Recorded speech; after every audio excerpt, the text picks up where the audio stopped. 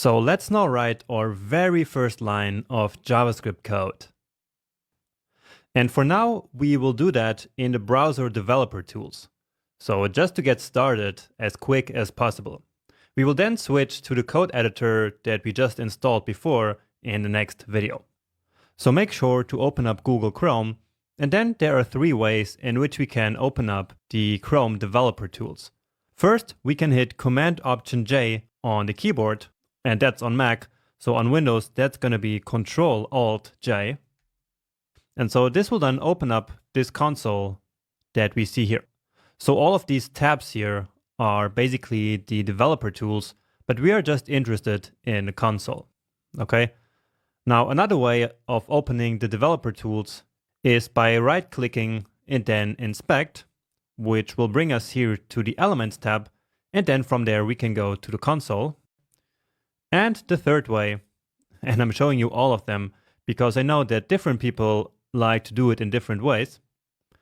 So the third way is to come here to the Chrome menu, and then in there we go to View, Developer, and then JavaScript Console. Okay, and so we're back to the JavaScript console. And I'm increasing the font here a little bit by hitting Command+, and give it some more space. Now this JavaScript developer console allows us to write and test JavaScript code.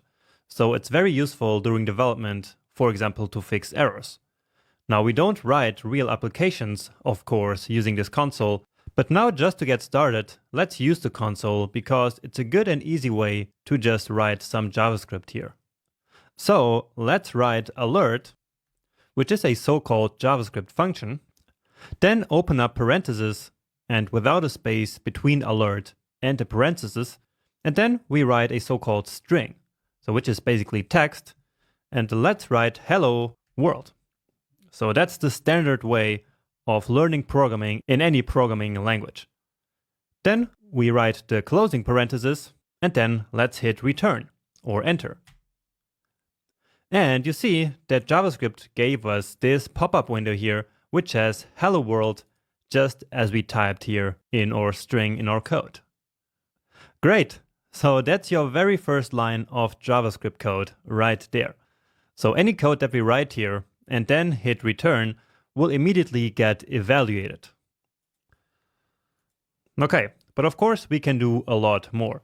So let's write some more JavaScript code, which of course you do not need to understand yet. I just want you to show some stuff that we can do. We will go into how everything works as we progress through this section, okay? So just to experiment a little bit, let's write a so-called variable. So let's say let JS equals amazing. And so once more, we are basically writing a string here, so text, and then we will do if and open parentheses, JS is equal to amazing. Then we want an alert window, like we saw before, saying JavaScript is fun. And if I hit now return, we get this window which says JavaScript is fun. Okay? So again, I will explain all these concepts and how all of this works here as we go through this section. But for now, I hope that you can see the logic that we basically defined JS as being amazing.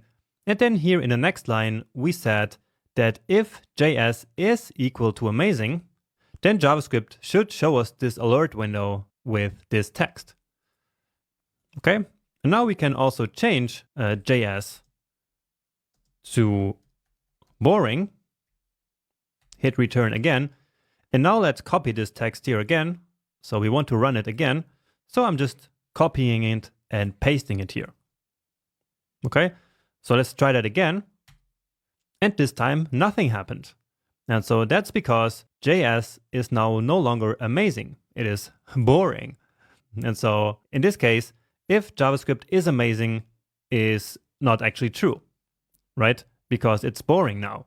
And so in this case, the alert window is not shown.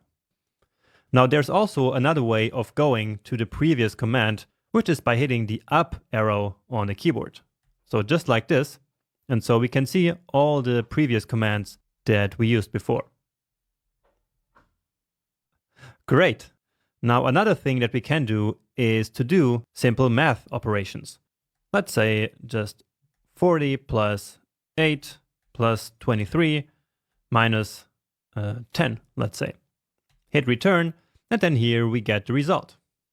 So basically we can use this as a calculator. And I hope that you can see how useful this is going to become later down the road. Okay, and that's it for now. So I hope that this gave you a nice first taste of the language and of everything that is ahead. So if you want, you can experiment a little bit more with this, or you can move on right to the next lecture where we will learn what JavaScript actually is. So see you there.